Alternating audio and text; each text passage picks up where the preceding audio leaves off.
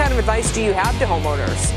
Practicing that preparedness, starting the conversation now is always going to be a benefit to any association out there. And welcome to Recovery Report Live, Global Pro's deep dive into relevant business and insurance topics, providing you actionable takeaways and valuable insights. We aim to update, educate, and inform you weekly. I'm Dan Odess, president of Global Pro, where we manage risk to recovery. For more than a decade, we have represented thousands of businesses and community associations in the placement of insurance and the recovery from over $1 billion in damages. We are your source for insurance news you can use. In last week's episode of the Recovery Report Live, we spoke to our very own Josh Bachner about coverage for construction-related damages to community associations. The bottom line, there's an alternative to costly litigation. I want to take a step away from insurance and claims and focus on personal development and mental health. As an entrepreneur, I've been faced with many challenges, both personal and business. The biggest struggles were certainly with me personally. Striking a balance with, quote, work and life comes at a price when we are aspiring to be an entrepreneur. But as a business owner, we can't ignore the needs of our employees as well. So is it work-life balance for an entrepreneur or something more like work-life employee balance? The fact is, a focus on mental health is important for everyone, and as a leader, we need to recognize the needs of our employees just the same as we do ourselves and those in our personal life. Most entrepreneurs would agree that our collective greatest downfall is our willingness to sacrifice that balance for business goals early in the process. You continue to convince yourself that you'll find the balance in the future. Just one more hour. I have to get this done, or else you'll understand later. We say these things to ourselves and to those around us that are supporting us and pulling for us, but the reality is most of us will fail. And while we will probably endeavor to start a new venture, our friends, family, and colleagues will most often stay constant in our corner. And the reality is, without recognizing that the constant support of those around us, we can easily fall victim to depression, addiction, or other mental health issues. Personally, I understand what it's like to believe you are the strongest person and the desire to keep pushing, but more so than ever, due largely to the pandemic isolation, it is important to recognize those around you by reaching out, talking, opening up, and connecting with colleagues. While we are certainly at a distance, even for those that have relaxed and begun the transition into this new normal, things are not the same, and there are those that are still concerned and confused or not confident enough to make a decision.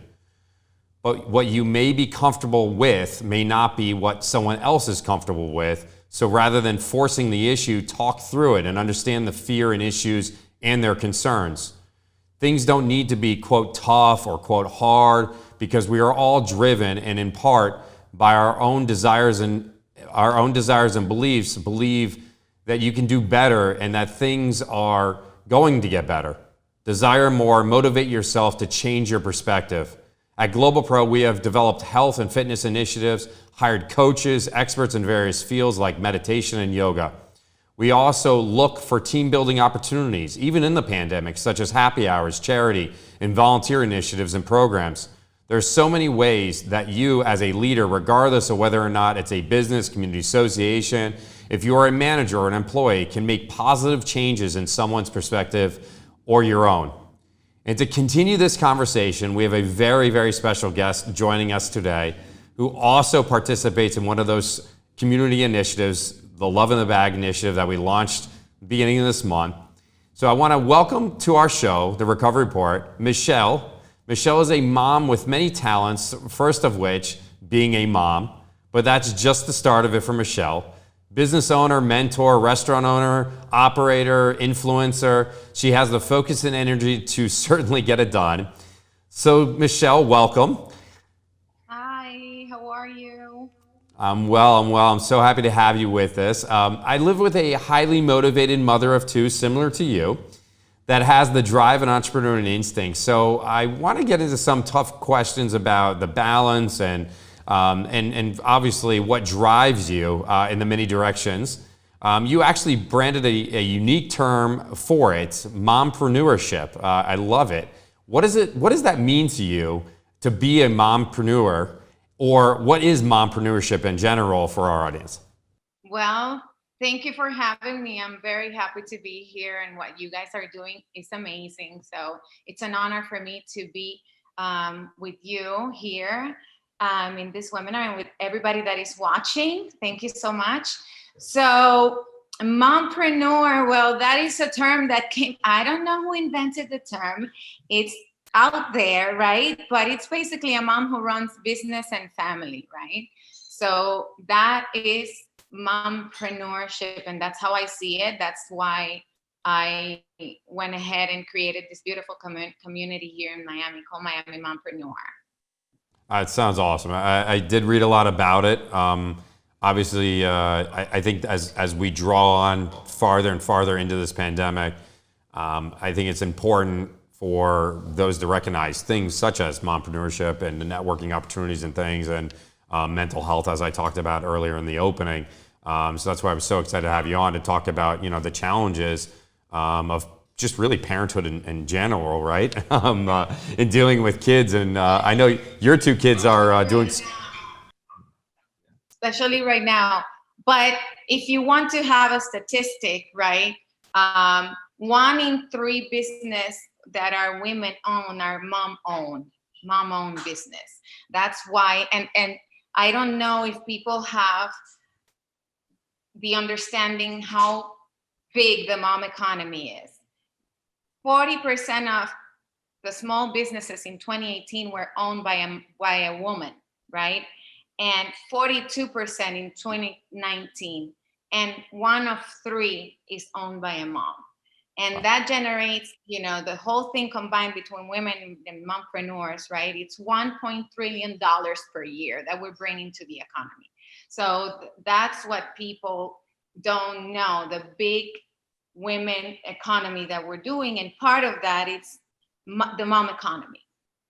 So those are the numbers out there. They're certainly impressionable, and I get it. I think it's incredible. Obviously, it's a whole nother element of balance, right? So from products to mentor to being a mom and a wife, obviously, you have a loving husband who I know very well, fantastic, obviously, restaurateur. How do you find the balance in all of what you do? I don't believe in balance, Danielle, because balance is distributing yourself in equal parts to meet every single need at the same level, right? But I do believe in harmony. So if you find harmony in life and you don't, with mompreneurship and kids at home right now, and we as moms having to also help them, and the husband and running the house also, I think when you find harmony in different areas of your life, you don't need to have equal amounts of time, but if you have quality amounts of time of self-care, of quality amounts of time of giving to your children, right? Quality amounts of time of enjoying life with your husband, quality amounts of time of being with friends and family, then you can really have happiness and you can create this world that you can function. I can't agree more with you. My son was born on March 17th, of this year, right after within 24 hours of the pandemic and the total lockdown started. So, he's lucky.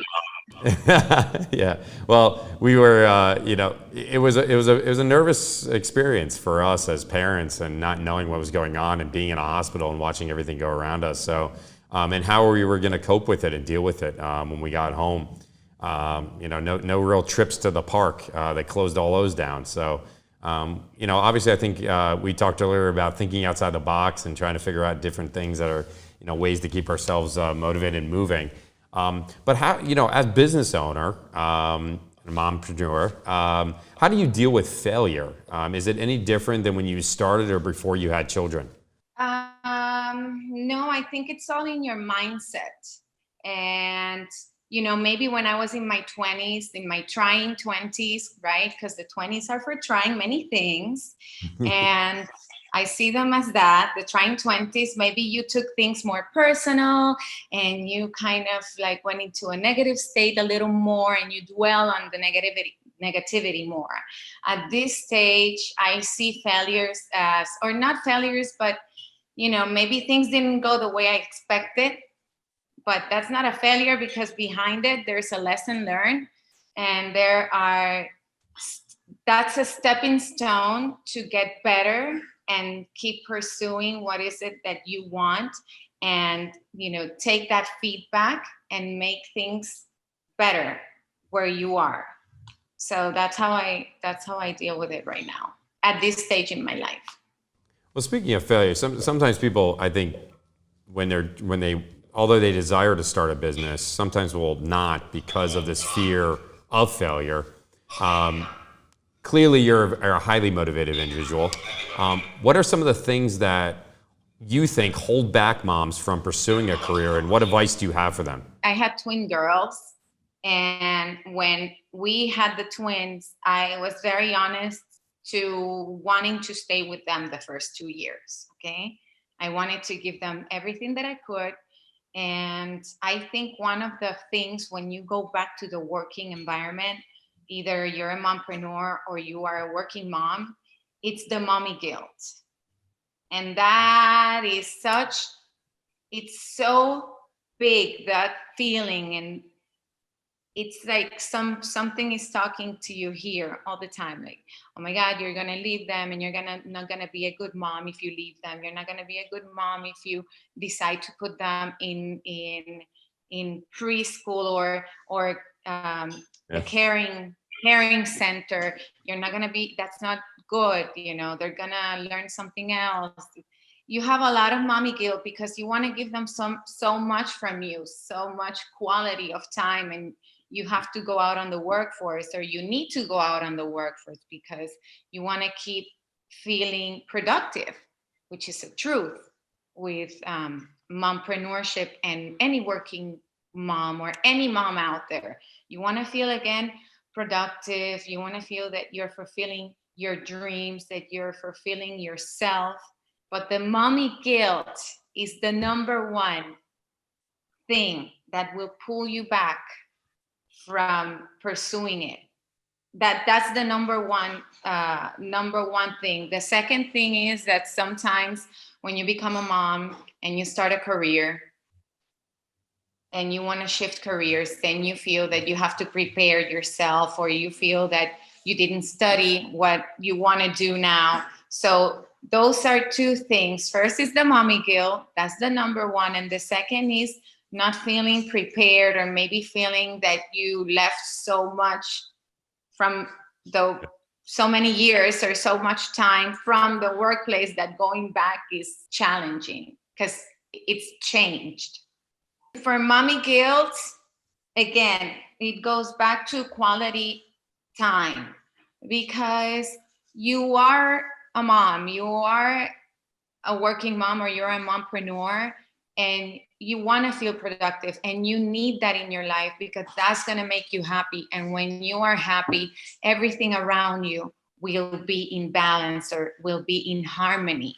So no matter, you can give 8 hours a day to your child, but if you're not giving that quality time, maybe 2 hours of quality will take over that 8 hours of non-quality time.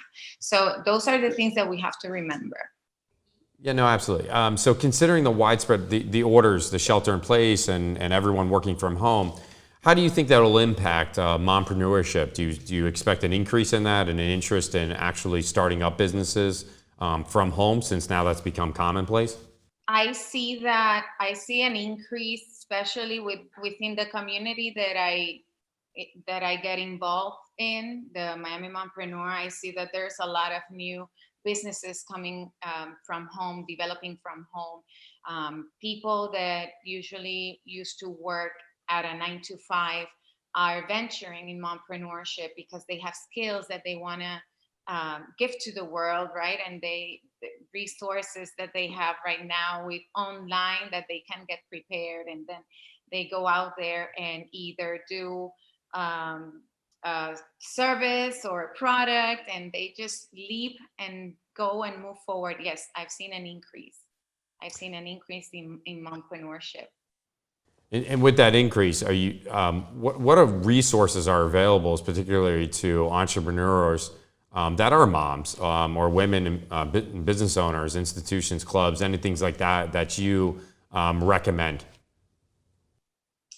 There are many institutions for women, not so much for mompreneurs, but for women as a whole. There is, there are several institutions or organizations that you can become a member.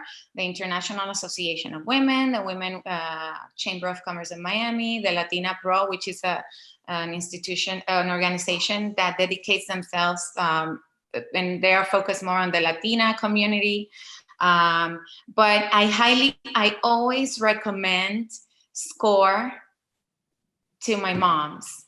SCORE is a great organization. They are national. They are here in Miami as well. They offer webinars where they can learn to go from writing your business plan to opening up your business in whatever state, city that you want. And then I also have, SCORE is amazing. They have mentors, and the mentors are experienced professionals that can help you in any area that you want. And then I also recommend the City of Miami has a great resource website for business owners. And a lot of people don't take advantage of this free resource. So those are things that I always repeat and recommend in all my social, in the website. I always repeat it because people forget. If you don't remind them, they will forget. So those are things that I tell them. The Miami has a website that has a guide from beginning to end, how to incorporate your business, where to get your license for your business, what kind of businesses are you planning to do, and then step by step what you need. So yes, there's a lot. And then in terms of women, there are many. The ones that I told you are here. The International Association of Women is here in Miami. The Latina Pro is here in Miami. And the Women Chamber of Commerce of Miami is here in Miami too. And then Miami Mompreneur, which is my organization, of course, it's also here in Miami. That's awesome. And so I think a great question to ask then would be, what's your number one tip to moms that are starting their own businesses? When it comes to business, the number one question is validate your what you want to do. Validate your business. Is there a niche for your business? You have to learn to narrow it down from your target market. Say that if I am a mom that is just starting and I want to create this wellness business and I want it to be for all women out there. No, narrow it down as specific as you can. Maybe it's women in their 30s that want to live a healthier lifestyle and incorporate yoga in their life. See, that already narrows it down. So make sure that you validate your proposal and that there's a specific niche for your business, and then take advantage of those two main resources that I gave you, which is SCORE and the City of Miami. All right. So with that being said, you've mentioned it once before, that you have an organization here. So how can our guests learn more about you and your companies? Yes, our Miami Mompreneur, it's like that, Miami Mompreneur in social. And also we are on LinkedIn, and we just launched YouTube, and the website is Miami Mompreneur. And we also have resources in regards to social media and branding, which is mostly what I do. And I have a new course coming up, so make sure to check that out at miamimompreneur.com. Well, there you have it. Thank you, Michelle. Huge thanks. I wish you nothing but the best of luck. Stay healthy to you and your family. And thank you to all of our attendees that tuned in this week. Go online at getglobalpro.com. Check out our website. Click the resource section to read and download important information you need to be prepared. Be sure to check out our YouTube channel to watch today's broadcast and like us, follow us, and engage us on all the social media platforms. We love to connect with our clients and community, so call us anytime or shoot us an email. Remember to tune in next week. We have a special guest joining us, Bill Peisner of Falcon Group. Bill and I will be discussing planning and recovering for damage caused by nearby construction, a topic that many law firms try to tackle, but unfortunately typically cost their clients dearly.